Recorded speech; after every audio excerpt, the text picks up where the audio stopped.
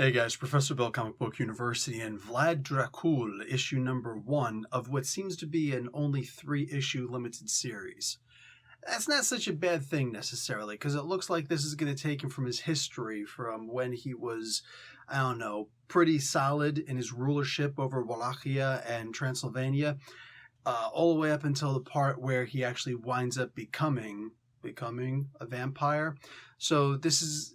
I can't tell if this is going to be completely rooted in factual history or not. But for right now, this is just the human version of Draculia, and I'm totally digging on that. I'm liking this. Let's get talking about who made this comic book, and we'll talk a little bit about the book itself. So we've got Vlad Dracul. I love just trying to do that kind of an accent. I know my accents bite. So my pronunciations of names also bite, so please forgive me if I ruin your name. Writer Mario Stracul, artist Andrea Mutti. The scout editors are Andrea Lorenzo Molinari and James Pruitt, and the letters for Scout production are done by Joel Rodriguez. This was a pretty fun book. Now, I'm going to say that in spite of, well, not in spite, despite all of the problems that I see with the book. When push comes to shove, the book has several, not even grammatical errors, but almost anachronisms in language. You see, this is taking place around mid-1400s, and Dracula once in a while says, "Oh, I'm gonna get you." Like, I'm gonna? Actually, Gonna, things like that. I'm gonna? Really? Does that sound like something that somebody in the 1400s would say? I'm saying. So, you know, little things like that, they snatch me right out of the story. Granted, as an English teacher, it's definitely going to snatch me out of a story, but like violently. Rah! It's like, oh, I'm reading a comic book. This is really happening. It kind of breaks my heart a little bit because there's a lot of good stuff here.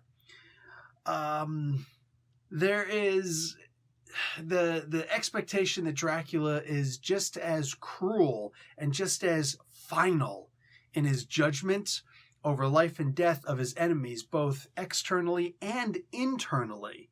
So if you piss him off and you're still one of his natives, one of the people under his protection, so to speak, you're not really protected. He's going to kill you.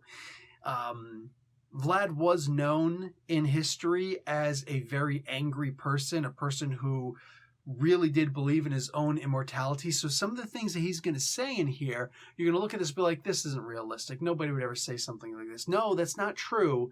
Dracula really used to say things like this. He used to say, I'm invincible. Of course I can't be destroyed.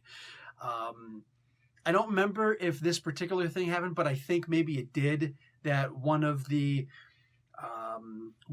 not advisors, one of the messengers came from the Ottoman Empire, from Emperor Mehmet II, and said, "Oh, your tithe is due, and so is the 1,000, young ones, so that we can recruit them into the most powerful army the world has ever seen."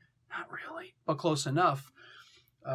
It's due. You have to do all this stuff. And he's like, "You came into my home with your turban on. Not cool." So he hammers some nails into his head and then decapitates him. So he felt all of that stuff. And he's like, send the thing back. I think that actually happened in history, if I'm remembering correctly. So yeah, the first impaling happens in here. There's a lot of good stuff. There's also a little bit of nudity in here. So if you're a little sensitive to that stuff, well, get over it, because there's some hot babes in here. Anyway. Real talk. I actually had fun with this comic book. Again, despite the idea that some of the language used in here, purely anachronistic. These words don't belong in this setting. But I liked a lot of what happened. I liked the sense that in the very beginning, I didn't even realize if he actually was going to be a vampire or not. Turns out, no. I'm looking for... Some of the things actually felt a little bit wrong, like when they went after his lover, or when he got into an argument with his wife. God. But again, it was just done really well. The art in here was really fantastic. There is nothing in here that you can leave the art to explain, because it feels like the art was purposely made to give you exactly what you need, but as though some things are hidden in the shadows or hidden in the colors in and of themselves. Really like the art design in here. Not a whole lot of time is wasted on backgrounds, and you're not even going to notice because the foregrounds are so compelling that it's almost like it's necessary to have a blank background sometimes. There are still backgrounds, but in general, it's a really good art style. Yeah, for the most part, everything about this comic book I was really digging on. Just, the language used. Anyway, guys, I would definitely consider grabbing this comic book. It's supposed to come out sometime in July. I don't know when, but there you go. And I'm out. Professor Bill, Comic Book University. Class dismissed.